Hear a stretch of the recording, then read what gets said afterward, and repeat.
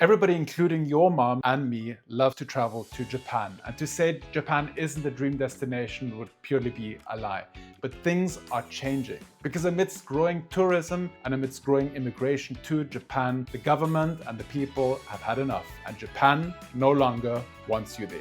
Now, the reality is that the government decided to stricten up the travel regulations across 100 regions in Japan. It means they're going to be tripling the departure fee, they're going to scrap tax-free shopping, and they're going to require pre-approval to travel to Japan very soon, even if you're coming from a visa-free country right now. So what does that actually mean for you as a traveler wanting to go to Japan this year, and what is the alternative if it gets shut down completely? Well, I've been to Japan multiple times, and I've been to another country that seems very different when you hear it first, but when you look at the details, it is actually very similar, and we'll talk about that. So before we dive deep into today's video, I want to thank today's video sponsor, Cuktech. As you know, I spend a lot of my time traveling, and a travel day means a heavy load on my batteries for my phone, for my camera, for my microphones, for all the gear that I carry with me. And it's happened so many times in the past that I'd be on a trip, I'd run out of power on one of those devices, and I was battling to find a charging port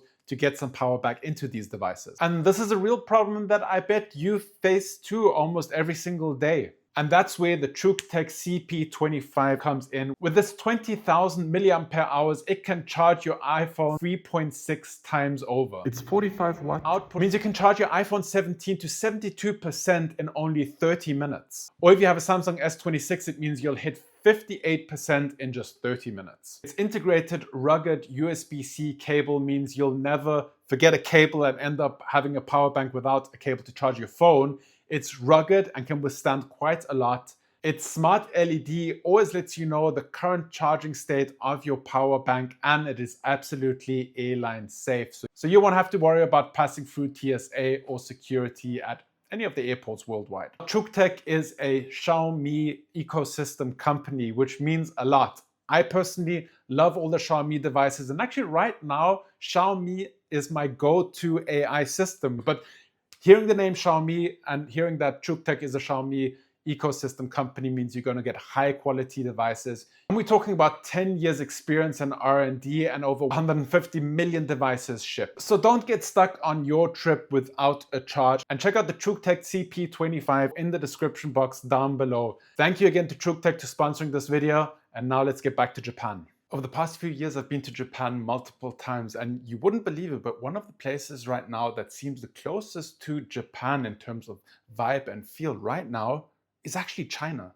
Just last year, I traveled to Shanghai, Chengdu, Chongqing, and Beijing. But before we do that, let's jump into Japan's new rules just briefly. So here's the problem. In 2025 alone, 42.7 million tourists visited Japan. And this led to the government approving new travel regulations on cabinet level in March 2026. The first changes, the departure tax is tripling from 1,000 yen to 3,000 yen per person from July 1st, 2026. They also implemented a dual pricing scheme in many locations, like Himeji Castle. Locals pay 1,000 yen, whereas tourists pay 2,500 yen. And this will be expanding nationally. As of November 1st, 2026, the tax-free shopping ends. The taxes you would usually get back at the airport, no longer available. And the visitor caps are spreading to 100 locations across Japan. No pre-book, no entry. And there is a pre-approval coming. 71 visa-exempt nations will need pre-registry by 2028.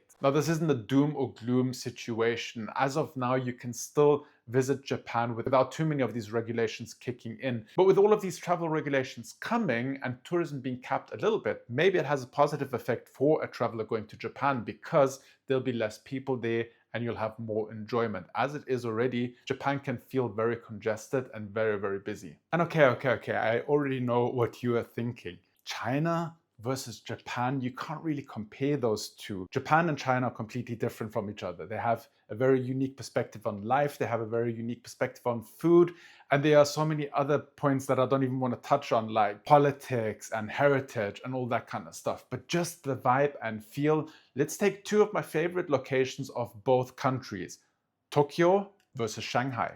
Okay, so Tokyo, first day.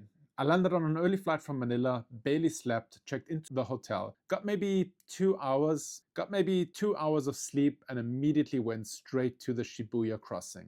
And look, there's a reason this place is famous. It generally deserves the hype. Thousands of people moving in every direction at once. The organized chaos of it. There's nothing quite like it anywhere in the world. I found a standing sushi spot right outside Shibuya station. Salmon nigiri, tuna nigiri, miso soup, tea. Grand total, 1,670 yen. Just under $12. For world-class sushi standing at a counter inside a train station. And then Shinjuku at night. I described it at the time as unlocking a new part of the GTA map, because every single street you turn down, there's a new building, a new alley, a new world to walk into. Golden Guy, tiny themed bars in alleyways so narrow you would question whether you're actually supposed to be walking down them. Nicolas Cage on one door, a waiting line outside another bar. And this feeling of walking down a dark alley at 10 p.m. and feeling completely, totally safe. You cannot replicate that feeling in many cities in the world. Now Shanghai. I arrived during Chinese New Year. I did not plan for this. There were what felt like millions of people everywhere. I took the maglev train from the airport into the city center. At one point, this was the fastest train in the world. And that 8-minute ride set the tone for everything that followed. And then I got to the Bund at night. I've been to a lot of cities. I've generally never seen a skyline view like that in any city ever. I just stood there. And then I had no idea what was happening. There was a lantern festival right there, right in front of me, completely unplanned. One of those travel moments that you could never script and never forget. The food, wow. Xiaolongbao, soup dumplings from a tiny local spot where I was generally the only foreigner in the room. They burst in your mouth, and a bowl of beef noodle soup that I said out loud was one of the best I've ever had in my life. Here's the honest comparison. Tokyo is extraordinary, full stop. But Shanghai completely dismantled every single assumption I walked in with about China. The organization, the cleanliness, the people, taxi drivers, baristas, police officers, everybody friendly, everyone curious, everyone kind. China is awesome. And I say that as someone who was genuinely nervous before I went. Okay, I get it. When traveling to Japan, the cities are just one part of the equation. I know numerous people that have traveled to Japan for one thing and one thing alone. And that is the Shinkansen bullet train. Well, let's compare the two. Let's compare the bullet trains in China with the bullet trains in Japan. Tokyo Station at departure time is honestly one of the most exciting things I've experienced as a traveler. I was practically bouncing around that station like a kid, hunting for sushi, hunting for katsu sandos, completely overwhelmed by the food options.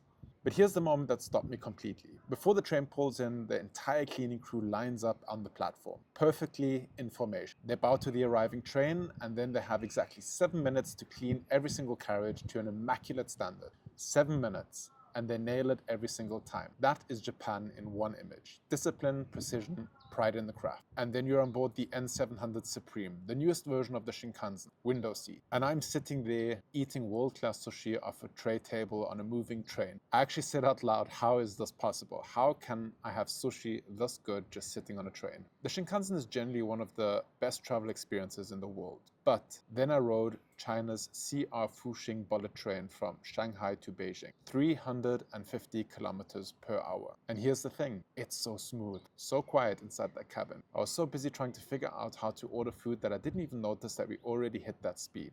Because yes, you can order food for delivery to your seat on this train. You can scan a QR code on the back of the seat in front of you. It opens WeChat. You browse the menu from the restaurants at upcoming stations, place the order, and then at the next stop, someone physically walks onto the train and delivers your food to your seat. At 350 kilometers per hour, food delivery on a train. It worked, first try. But now let's touch on one of the comparisons I was most looking forward to, because when you think of Japan, you obviously also think of Osaka and the nearby Kyoto with the heritage, the temples, the food. But there is a spot in China that can give you a lot of the things that you would get in Osaka and Kyoto, and that place is Chengdu. Osaka. Okay, I have to be upfront. Osaka might be my favorite city in Japan. I arrived on the Shinkansen from Tokyo, checked into my hotel. Clean, modern, good size by Japanese standards. $45 a night, 45. You generally can't beat this. Kuromon Market. I found a spot packed with locals and I ordered the A5 Hyundai Wagyu set for 2,500 yen. Oh my god. So tender, so succulent, so fatty. And then the table next to me, a big group of Koreans. They had leftover meat and they just slid it across to my table. And then they watched me eat it with big smiles. Generally one of the most fun meals I've ever had. Takoyaki. Sweet, savory, slightly sour, that bonito flake on top. So good, so delicious. And then Dotonbori at golden hour, the canal. Warm light filling every single alley. I grabbed an electric scooter and just cruised. Breezy, perfect. The kind of evening that makes you understand why people fall in love with the city. The nightlife though, okay. So the first club I walked into, I was the only customer. Just me, the staff, the bartenders, and some dancers. 2,000 yen cover fee. I had 2 drinks. I did not understand what was happening. And then the second club, super pink. Free entry, free drinks, packed, and happy Japanese people just immediately walking up, engaging, dancing, welcoming. It was the craziest party I've ever been to. Japanese people are generally so open-minded and welcoming. I was blown away. And then there's Chengdu. I arrived from Chongqing on the train. First meal, Kung Pao chicken, stir-fried cabbage, thinly sliced beef with chilies, Sichuan spiced pork. A waiter came over and literally told me I ordered too much food and made me remove 2 dishes from the order. That has never happened to me in my life. But there's this moment that really got me. It was a Wednesday night, random midweek, and I turned the corner and there were people just dancing in a courtyard outside together. Not performers, not a festival, just people living their lives, enjoying their evening on a Wednesday. In the West, we live for the weekends. We build everything around the job, the grind, the routine. And here in Chengdu on a random Wednesday, people were just out, active, happy, present. Why don't we live like this? The city is incredibly pedestrian friendly. The food is cheaper. The vibe is more relaxed than elsewhere I've visited in China. And it made me genuinely question the way I structure my own life back home. Osaka is extraordinary. Chengdu is extraordinary. But Chengdu is cheaper, more relaxed, and left me with something I didn't expect. A real shift in perspective. But then let's also come to the absolute wild card in this comparison. A spot that is like something I've never experienced before in my life, and not even Japan can deliver. And that is Chongqing, China, the city built on multiple levels. Okay, I need you to stay with me on this one, because no comparison to Japan even applies here. This city is in a category completely of its own. Chongqing, the biggest city in the world, bigger than my entire home country of Austria. And the first thing you notice, and this never stops becoming confusing, is the topography. You walk out a building, you think you're on the ground floor, you look over a railing, and you're 20 stories up. I genuinely could not figure the city out. The levels, the layers, you go up 5 escalators and somehow end up back on the ground floor. The city has paid elevators just to go between street levels because the terrain is so extreme, they had to invent a solution. And there is the metro train that drives straight through an apartment building like it's completely normal. Like someone looked at the plans and said, yeah, through the building, that makes sense, approved. I cannot explain China sometimes, I really cannot. And then the pedestrian bridge over Yangtze River at night. I've said this before and I'll say it again. That is probably the best skyline I have ever seen in any city in my entire life. And we wrapped the day with a hot pot. Served inside a restaurant built into an old World War II bunker, carved into a mountain. The spiciest thing I ate on my entire trip. My mouth was on fire. I loved every single second of it. And then there's the Ring Mall. Suspended walkways that literally bounce under your feet, like a jungle bridge. 7 levels of food, electric car brands that I've never seen or heard of in my life, and the WeChat menu ordering system so efficient that I, a person who does not speak a single word of Mandarin, ordered 3 courses, paid, and received exactly what I wanted. Flawless. I said it while I was there and I'll say it again now. No matter what China does, it is 10 times bigger, better, faster, stronger than anywhere else in the world. Everything is just 10x. There is nowhere in Japan that feels like Chongqing. That is the whole point. I get it. At this point, you're still not sold. You still don't understand why I would compare China to Japan, because obviously one of the main things that you go to Japan for is the food. And I get it. I love Japanese food. But let me ask you a question. Be completely honest here. When you're at home on a weekday and you're craving some Asian food, are you going to get some Chinese takeout or are you going to get some Japanese takeout? Pretty much got you there, right? Well, Chinese food is completely different to Japanese food. It has a complete different flavor palette and it is so exciting. Of course, Japan has some of the most amazing Asian dishes that you can think of, but China has some really unique and exciting and exotic flavors that you don't really get to experience when you order Chinese food somewhere in the West. So let's talk just about a few of those dishes that I really enjoyed and compare them to some of my favorite dishes in Japan. But at the end of the day, it all comes down to personal preferences, and I get it. If Japan has been on your bucket list for many, many years, you won't want to miss out on it. But let me know, after watching this video, is China a place that you might consider visiting, especially if the travel regulations to Japan become more and more stringent? Let me know in the comments down below.